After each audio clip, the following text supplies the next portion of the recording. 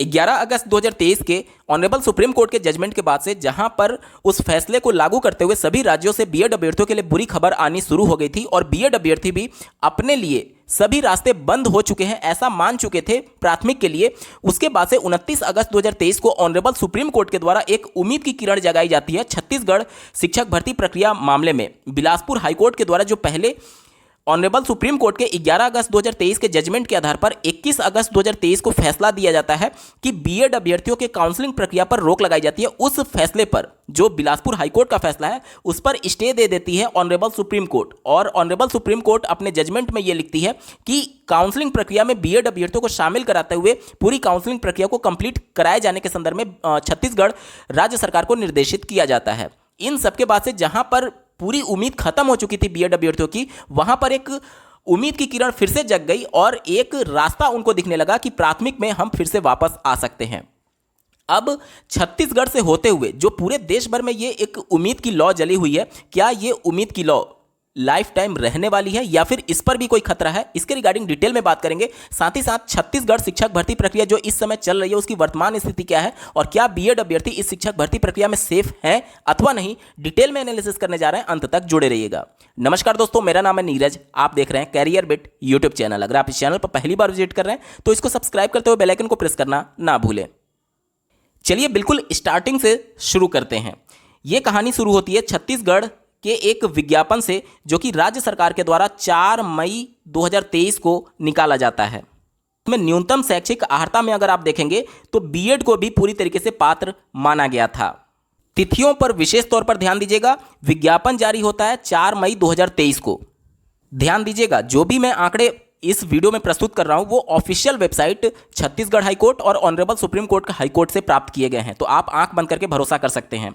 Official notification शिक्षक भर्ती के लिए जारी होता है 4 मई 2023 को और 31 मई 2023 को इसको चैलेंज करते हुए एक केस फाइल किया जाता है। आप स्क्रीन पर देख पा रहे होंगे।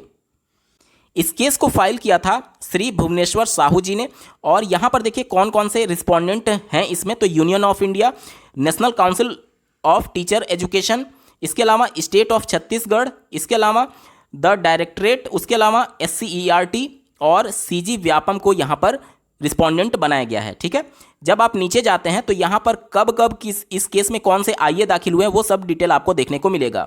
ठीक है, और इस केस में कब कब सुनवाई हुई है वो आप देख सकते हैं। इस केस में पहली जो सुनवाई हुई है 5 जून 2023 को, अगली 12 जून 2023 को, उसके बाद से 26 जुलाई 2023 को और अंतिम सुनवाई हुई थी 29 अगस्त 2023 को। अभी ये केस डिस्पोज्ड नहीं हुआ है, यानी फाइनल नहीं हुआ है, अभी ये केस पेंडिंग में है। और यहाँ पर अंतिम जो फैसला था 29 अगस्त 2023 को, उसको आपको समझना होगा कि आखिर ये जजमेंट क्या था। इस पर मैं क्लिक कर देता हूँ, आपके सामने जजमेंट की कॉपी ओपन होकर के आ जाएगी। सब कुछ लाइव चल रहा है, ठीक है, तो आप आंख बंद करके भरोसा कर सकते हैं। यहाँ पर देखिए ऑनरेबल छत्तीसगढ़ हाईकोर्ट ने भुवनेश्वर जी की याचिका पर अंतिम रूप से 29 अगस्त को जो फैसला दिया है उसमें उन्होंने ये कहा है, देखिए, let the matter be listed along with WPS number 5788 of 2023। यानी कि इस मैटर को, जो भुवनेश्वर जी का मैटर है जिसमें उन्होंने जो शिक्षक भर्ती के लिए नोटिफिकेशन था और उसमें 28 जून 2018 का गजट था जिसके आधार पर बीएड अभ्यर्थी शामिल हुए हैं, उसको चैलेंज करते हुए याचिका दायर की गई थी। उस याचिका को लिस्ट कर दिया गया, टैग कर दिया गया एक नई याचिका के साथ 5788 ऑफ 2023। अब आपको जानना होगा कि ये कौन सी याचिका है जिसके साथ ये जो शिक्षक भर्ती को चैलेंज किया गया था वो याचिका टैग हो चुकी है। तो चलिए इस याचिका पर हम लोग चलते हैं। ऑनरेबल बिलासपुर हाईकोर्ट ने जिस याचिका की बात की थी जिसके साथ टैग कर दिया था वो यही याचिका थी 5788 ऑफ 2023। इस याचिका को फाइल किया गया था 17 अगस्त 2023 को। तिथि ध्यान से देख लीजिए, 17 अगस्त, यानी कि 11 अगस्त को जब ऑनरेबल सुप्रीम कोर्ट जजमेंट दे देता है कि बीएड अभ्यर्थी प्राथमिक के लिए एलिजिबल नहीं है, उस समय जब ये शिक्षक भर्ती रनिंग में चल रही थी, उस समय इस जजमेंट को देख करके यहाँ पर एक याचिका 17 अगस्त 2023 को फाइल की जाती है कि इस शिक्षक भर्ती प्रक्रिया से बीएड अभ्यर्थियों को बाहर कर दिया जाए। अभी ये जो पूरा रिट पिटीशन है वो पेंडिंग में है, अभी अंतिम रूप से फैसला नहीं आया हुआ है और इस याचिका को दायर किया जाता है श्री विकास कौशिक जी के द्वारा। ठीक है, और यहाँ पर देख सकते हैं इसमें रिस्पोंडेंट कौन कौन बनाए जाते हैं। तो यहाँ पर रिस्पोंडेंट जो बनाया गया है स्टेट ऑफ छत्तीसगढ़ को बनाया गया है, इसके अलावा छत्तीसगढ़ प्रोफेशनल एग्जामिनेशन बोर्ड को बनाया गया है, इसके अलावा national council of teacher education को बनाया गया है। ठीक है, इस मामले में ये सभी आईए दाखिल करके अभ्यर्थी उपस्थित होकर के अपने पक्ष को रख रहे थे। जहां पर देखिए ये सभी आईए जो है वो स्टेट ऑफ छत्तीसगढ़ का है, ठीक है, यहां पर आप समझ सकते हैं। उसके बाद से यहां पर आप देखिए इस केस की जो एक ही केवल हियरिंग ही हुई है, केवल एक हियरिंग हुई है 21 अगस्त को, ठीक है। 17 अगस्त को केस फाइल किया जाता है और एक ही केवल हियरिंग हुई है 21 अगस्त 2023 को, और इसी दिन एक ऑर्डर पास किया जाता है, जिसे जो भी मैं तिथियों को जोड़ दे करके बोल रहा हूं उस पर विशेष तौर पर ध्यान दीजिएगा। ये कोर्ट ऑर्डर 21 अगस्त 2023 का है, जिसमें कोर्ट ऑर्डर में ऑनरेबल बिलासपुर हाईकोर्ट ये कहती है, देखिए कि पहले जो थे, जो पिटिशनर के वकील थे, वो ये क्लेम करते हैं कि पहले केवल डीएड, जिसे आप डीएलएड के भी नाम से जानते हैं, वहीं अभ्यर्थी प्राथमिक के लिए एलिजिबल था असिस्टेंट टीचर के पोस्ट पर। लेकिन 23 अगस्त यहाँ पर ये गलत प्रिंट किया गया है, ये 28 जून 2018 होना चाहिए था, ठीक है। 28 जून 2018 के एनसीटी के गजट नोटिफिकेशन के बाद से बीएड अभ्यर्थियों को यहाँ पर इंक्लूड कर लिया गया डीएड अभ्यर्थियों के साथ असिस्टेंट टीचर में अपॉइंटमेंट के लिए। उसके बाद से 11 अगस्त 2023 को ऑनरेबल सुप्रीम कोर्ट के द्वारा श्री देवेश शर्मा जी वाले याचिका में, जो कि 5068 ऑफ 2023 है, उसमें यह डिसीजन देती है कि बीएड अभ्यर्थी एलिजिबल नहीं होंगे, और 23 अगस्त 2018, यहां पर फिर से ये गलत डेट मेंशन किया गया है, 28 जून 2018 का जो गजट नोटिफिकेशन था वो क्वैश कर दिया गया। और साथ ही साथ जो छत्तीसगढ़ का इसके संदर्भ में इंक्लूजन था बीएड अभ्यर्थियों का, वो भी एक तरीके से क्वैश हो जाता है सुप्रीम कोर्ट के जजमेंट के बाद से। इसलिए उनके द्वारा ये प्रेयर किया गया है कि इस रिक्रूटमेंट प्रोसेस में final disposal of this writ petition in the interest of justice, यानी न्याय के संदर्भ में इस केस को फाइनल डिस्पोजल दे दिया जाए। इसके बाद से बिलासपुर हाईकोर्ट इन सभी पर विचार करते हुए ये फैसला देती है कि जो एपेक्स कोर्ट है, यानी ऑनरेबल सुप्रीम कोर्ट के द्वारा जो जजमेंट दिया गया कि 11 अगस्त 2023 का कि बीएड अभ्यर्थी एलिजिबल नहीं होंगे, इसको ध्यान में रखते हुए यहाँ पर यह आदेश दिया गया, देखिए, qualification of the post of assistant teacher shall be kept in abeyance with immediate effect and further no final decision would be taken by respondent in respect of such candidate till next date of hearing। यानी कि इस case की जब अगली सुनवाई होगी उससे पहले जितने भी रिस्पोंडेंट हैं, जैसे छत्तीसगढ़ राज्य सरकार, वो बीएड अभ्यर्थियों के संदर्भ में कोई भी एक्शन नहीं ले सकती और उनके काउंसलिंग प्रक्रिया पर रोक था यहाँ पर। लेकिन साथ ही साथ यहाँ पर ऑनरेबल सुप्रीम कोर्ट ने यह भी कहा था, देखिए, learn state council submits that the issue involved is regard to candidate having B.Ed qualification, therefore the whole recruitment process may not be stayed। यानी कि पूरी भर्ती प्रक्रिया को रोक नहीं लगाया गया था, केवल बीएड अभ्यर्थियों के काउंसलिंग पर ऑनरेबल बिलासपुर हाईकोर्ट ने रोक लगा दिया था। कब? 21 अगस्त 2023 के फैसले के आधार पर। इसी फैसले को, जो कि 21 अगस्त 2023 को बिलासपुर हाईकोर्ट ने दिया बीएड अभ्यर्थियों को काउंसलिंग में रोकते हुए, उस पर स्टे दिया सुप्रीम कोर्ट ने कि नहीं, बीएड अभ्यर्थी के काउंसलिंग प्रक्रिया पर कोई भी रोक नहीं रहेगी, ये भी काउंसलिंग प्रक्रिया में पार्टिसिपेट करेंगे और इनका जो नियुक्ति पत्र दिया जाएगा वो यहाँ पर देख लीजिए, interim order passed by high court shall continue and appointment if any made thereunder will however remain subject to result of the consideration of the to be made by High Court in read petition number 5788 of 2023। ये 5788 of 2023 वही वाला REET petition है जिस पर 21 अगस्त को honourable Bilaspur high court ने BEd अभ्यर्थियों के काउंसलिंग प्रक्रिया पर रोक लगाया था। माननीय सुप्रीम कोर्ट ने कहा कि बीच प्रक्रिया में बीएड अभ्यर्थियों के काउंसलिंग पर रोक लगाया जाना गलत है, इसलिए इनको भी काउंसलिंग प्रक्रिया में शामिल किया जाए, लेकिन इनका जो